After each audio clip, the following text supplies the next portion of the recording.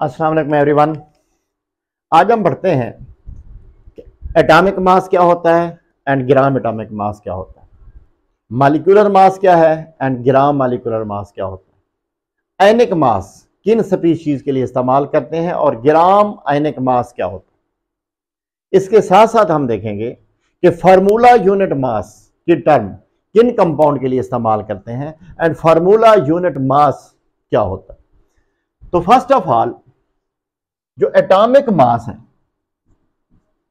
Atomic mass atoms के लिए define किया गया है। जैसे कि मैंने ऑक्सीजन का एटम लिखा, नाइट्रोजन का एटम हो गया, सोडियम, पोटाशियम, क्लोरीन का एटम हो गया, हाइड्रोजन का एटम हो गया। जब हम किसी भी एलिमेंट की को एटम की सूरत में लिखेंगे, उसके एटम लिखेंगे, तो उसके लिए जो मास डिफाइन करेंगे वो क्या होगा, एटॉमिक मास। और मॉलिक्यूलर कंपाउंड्स के लिए ऐसे कंपाउंड जिनके मॉलिक्यूल एग्जिस्ट करते हैं, जैसा कि O2, H2O, CH, CO2, C6, H12, O6, molecular compounds के लिए जिनके मॉलिक्यूल एग्जिस्ट करते हैं, उनके लिए जो मास डिफाइन किया गया है उसे हम कहते हैं मॉलिक्यूलर मास। और ऐसी केमिकल स्पीशीज जिनके ऊपर पॉजिटिव या नेगेटिव चार्ज होगा, उनके मास को हम कहते हैं आयनिक मास। कोई भी ऐसी स्पीशीज जो पॉजिटिव चार्ज रखती है या नेगेटिव चार्ज रखती है, उनका जो मास होगा उसे हम क्या कहेंगे, आयनिक मास। और आयनिक कंपाउंड के लिए जो मास डिफाइन किया गया है उसे हम कहते हैं फार्मूला यूनिट मास। जैसा कि NaCl, कैल्शियम ऑक्साइड, इनके लिए जो मास डिफाइन किया गया है वो है फार्मूला यूनिट मास। एटम्स के लिए एटॉमिक मास, मॉलिक्यूल के लिए मॉलिक्यूलर मास, आइंस के लिए जिनके ऊपर पॉजिटिव नेगेटिव चार्ज हो उनके लिए आयनिक मास, और आयनिक कंपाउंड के लिए जिनके मॉलिक्यूल नहीं होते उनके लिए हम क्या लिखते हैं, फार्मूला यूनिट मास। और इनका जो यूनिट होगा वो AMU में होगा। एटॉमिक मास का यूनिट भी AMU में, मॉलिक्यूलर मास का यूनिट भी AMU में, आयनिक मास का यूनिट भी AMU में है। आयनिक कंपाउंड के लिए जो फार्मूला यूनिट मास इस्तेमाल करते हैं, इसका यूनिट भी क्या होगा, AMU में। इनके मास के लिए जो स्टैंडर्ड एलिमेंट है वो C12 है। C12 को एज ए स्टैंडर्ड एलिमेंट लेते हैं, चाहे कोई एटम है, चाहे कोई मॉलिक्यूल है, चाहे कोई आयन है, चाहे कोई आयनिक कंपाउंड है। तो इनके मास के कंपैरिजन करने के लिए जो हम स्टैंडर्ड एलिमेंट लेते हैं वो कौन सा है, C12 एटम। अब एक एग्जांपल ले लेते हैं। फॉर एग्जांपल क्लोरीन है, ये क्लोरीन का मॉलिक्यूल है, ये क्लोरीन का आयन है, ये क्लोरीन का क्या है, आयनिक कंपाउंड है। अब इसका मास कितना होगा, ये होगा हमारे पास 35.5 AMU। अब क्लोरीन का मॉलिक्यूलर मास क्या होगा, ये है हमारे पास 71 AMU। ये एक एटम है, एक एटम का वजन क्या होता है, 35.5। इसमें दो एटम है तो एक का होता है 35.5, तो दो है तो क्या हो जाएगा, 71। ये क्लोराइड आयन है तो इसका मास क्या होगा, 35.5 AMU। अब इसका एटॉमिक मास भी 35.5 AMU है और इसका आयनिक मास भी, जो क्लोराइड आयन है, इसका भी 35.5 AMU। इसके ऊपर नेगेटिव चार्ज एग्जिस्ट करता है और यह जो चार्ज है ये इलेक्ट्रॉन्स कि इन या आउट होने की वजह से आता है और इलेक्ट्रॉन को हम मास में शामिल नहीं करते, इसलिए चार्ज का कोई इफेक्ट मास पे नहीं होगा। इसी तरीके से इसका जो Na कंपाउंड का जो मास बनेगा, फार्मूला यूनिट मास बनेगा इस NaCl का, वो कितना बनेगा? सोडियम का है 35.5, सॉरी क्लोरीन का है 35.5 और सोडियम का होता है 23, तो कितना बनेगा? 58.5 AMU। तो 58.5 AMU NaCl का क्या होगा? फार्मूला यूनिट मास। एटॉमिक मास एक एटम का वजन, मॉलिक्यूलर मास एक मॉलिक्यूल का वजन, उस मॉलिक्यूल के अंदर जितने एटम हैं उनके एटॉमिक मास का हम क्या कर लेंगे? सम कर लेंगे। एनिक मास क्या होता है? किसी भी एक आयन का वजन, उस आयन के अंदर चाहे कोई सिंगल एटम है या उसके अंदर ढेर सारे एटम, मुख्तलिफ एटम मौजूद हैं, तो उनके एटॉमिक मास का क्या कर लेंगे? हम सम कर लेंगे। इसी तरीके से एनिक कंपाउंड के अंदर जितने भी एटम होते हैं उनके एटॉमिक मास का हम क्या कर लेंगे? सम कर लेंगे, तो हमारे पास क्या आ जाएगा? फार्मूला यूनिट मास आ जाएगा। अब हम देखते हैं कि इनका मोलर मास क्या होता है। मोलर मास, जिसको हम कैपिटल M से शो करते हैं। एटॉमिक मास होता है एक एटम का वजन और मोलर मास होता है उस चीज के 6.022 ज़रब 10 की पावर 23 एटम्स का वजन। क्या होता है? 6.022 ज़रब 10 की पावर 23 एटम्स के वजन को हम क्या कहेंगे? उस एटम का मोलर मास हम कहेंगे। इसी तरीके से मॉलिक्यूलर मास क्या होता है? किसी भी मॉलिक्यूलर स्पीशीज के एक मॉलिक्यूल का वजन, और जो मोलर मास होता है ये उस स्पीशीज के 6.022 ज़रब 10 की पावर 23 मॉलिक्यूल का वजन। इसी तरीके से जो एनिक मास होता है, एक आयन का वजन होता है किसी भी स्पीशीज के, और जो मोलर मास होता है वो होता है 6.022 ज़रब 10 की पावर 23 आइंस का वजन। ये क्या होता है? मॉलिक्यूल्स का क्या होता है? वजन होता है। ये एटम्स का क्या होता है? वजन होता है। इसी तरीके से जो मोलर मास होता है किसी भी एनिक कंपाउंड का, ठीक है, वो होता है उसके 6.022 ज़रब 10 की पावर 23 फार्मूला यूनिट्स का वजन। एक फार्मूला यूनिट को हम क्या कहेंगे? फार्मूला यूनिट मास, और जो उसके 6.022 ज़रब 10 की पावर 23 फार्मूला यूनिट्स का क्या होगा? वजन होगा, उसे हम किसका नाम देंगे? Molar mass.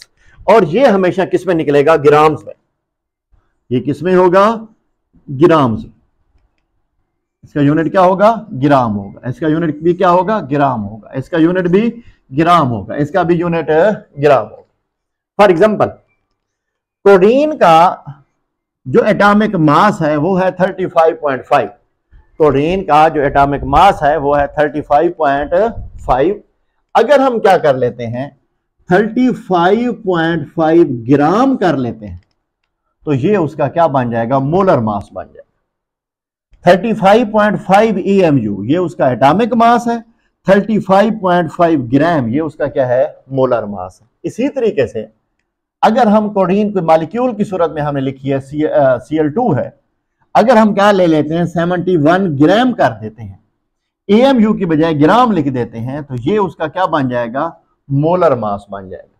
ये उसके 71 ग्राम उसके 6.022 ज़रब 10 की पावर 23 क्लोरीन के मॉलिक्यूल का वजन होगा, और ये जो हमारे पास 71 EMU है ये क्लोरीन के एक मॉलिक्यूल का वजन होगा। इसी तरीके से अगर हम 71 ग्राम लिख दे, 35.5 ग्राम लिख देते हैं क्लोराइड आयन के, तो ये क्लोराइड आयन के 6.022 ज़रब 10 की पावर 23 आयन्स का वजन होगा, और 35.5 ये AMU ये उसके एक आयन का क्या होगा? वजन होगा। इसी तरीके से अगर हम 58.5 EMU को हम लिख देते हैं 58.5 ग्राम, तो 58.5 ग्राम जो है ये NaCl के 6.022 ज़रब 10 की पावर 23 जो फार्मूला यूनिट्स हैं उसका वजन होगा, एंड 58.5 AMU ये उसकी एक फार्मूला यूनिट का क्या होगा, वजन होगा। अब इसके जो मोलर मास है इसको हम ग्राम एटॉमिक मास भी बोलते हैं। क्या बोलते हैं? Gram atomic mass. इसे हम कहते हैं ग्राम मॉलिक्यूलर मास। जो हमारे पास जो एटम की सूरत में अगर कोई हमने चीज लिखी है तो उसका जो मोलर मास है, यानी कि जो उसके 6.022 ज़रब 10 की पावर 23 एटम का वजन है, जिसको हम मोलर मास कहते हैं, उसके लिए एक और टर्म भी हम इस्तेमाल करते हैं, ग्राम एटॉमिक मास। इसे हम क्या कहेंगे? Gram molecular mass. कोई आइंस हैं, उसके जो 6.022 ज़रब 10 की पावर 23 आइंस होते हैं, उनके वजन को हम ग्राम आयनिक मास भी कहते हैं। इसी तरीके से अगर कोई अन्य कंपाउंड है, उसके जो 6.022 ज़रब 10 की पावर 23 फार्मूला यूनिट्स हैं, उनका जो वजन है उसको हम ग्राम फार्मूला यूनिट मास भी कहते हैं। इसलिए इसको हम ऐसे भी डिफाइन कर लेते हैं मोलर मास ऑफ एटम को, कि जब किसी भी एटम के, किसी भी एलिमेंट के एटॉमिक मास को AMU की बजाय जब हम ग्राम्स में शो कर दें तो वो उसका क्या बन जाता है? ग्राम एटॉमिक मास, या उसे कहते हैं मोलर मास ऑफ एटम। इसी तरीके से कोई मॉलिक्यूल है, उसका जो मॉलिक्यूलर मास किस में है? AMU में है। AMU की बजाय हम उसको ग्राम्स में शो कर दें तो वो बन जाता है ग्राम मॉलिक्यूलर मास या मोलर मास ऑफ मॉलिक्यूल्स। इसी तरीके से कोई आइंस है, उसका जो एटॉमिक मास AMU में है, अगर AMU की बजाय उसको हम किस में शो कर दें? ग्राम्स में शो कर दें, तो ये उसका क्या बन जाता है? ग्राम आयनिक मास। सेम Na कंपाउंड का जो फार्मूला यूनिट होता है, उसका वजन जो AMU में है, AMU की बजाय हम उसे किस में क्या कर दें? एक्सप्रेस कर दें, किसके अंदर? ग्राम्स के अंदर, तो वो क्या बन जाता है? उसका ग्राम फार्मूला यूनिट मास, या उसे क्या कहते हैं? Molar mass of an compound. इसलिए जो आपकी बुक में जो मोलर मास को डिफाइन किया गया है, वो कैसे डिफाइन किया गया है? When the atomic mass of element, molecular mass of molecule, ionic mass of ions, formula unit mass of ionic compound expressed in grams instead of AMU। AMU की बजाय जब हम उनको ग्राम्स में शो करते हैं तो वो उनका क्या बन जाता है? मोलर मास बन जाता है। अब हम ये देखते हैं कि ये जो 35.5 ग्राम आता कैसे? ऐसा तो नहीं है कि हमने AMU को क्या कर दिया, ऐसे रैंडमली हमने क्या कर दिया, स्किप कर दिया, उसकी जगह पे ग्राम ले आए। देखिए हमारे पास जो एक एटम है कोडीन का, उसका जो एटॉमिक मास है वो है 35.5 AMU। हमें चाहिए उसके,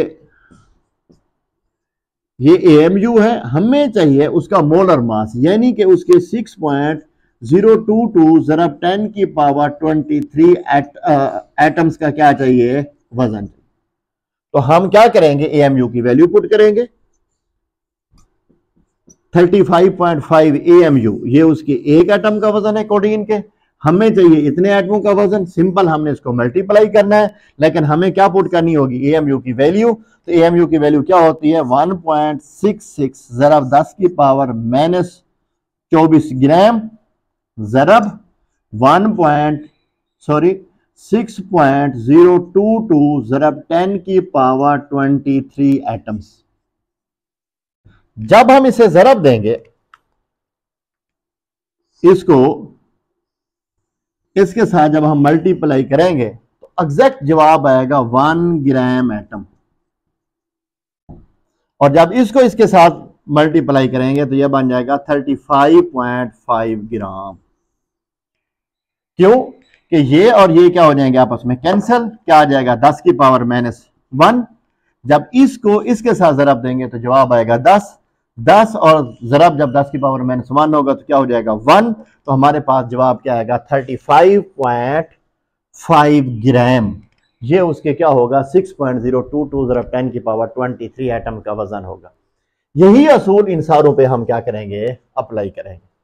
यानी कि हम क्या कहते हैं कि जो हमारे पास क्लोरीन का एक एटम मॉलिक्यूल है उसका वजन है 71 AMU, ठीक है, लेकिन उसका जो मोलर मास है वो 71 ग्राम बन जाता है। वो कैसे आएगा, जैसे अभी हमने ऐसे कैलकुलेट किया है कि एक का वजन क्या है, वो है हमारे पास 71 AMU, हमें चाहिए उसके 6.022 ज़रब 10 की पावर 23 मॉलिक्यूल का वजन।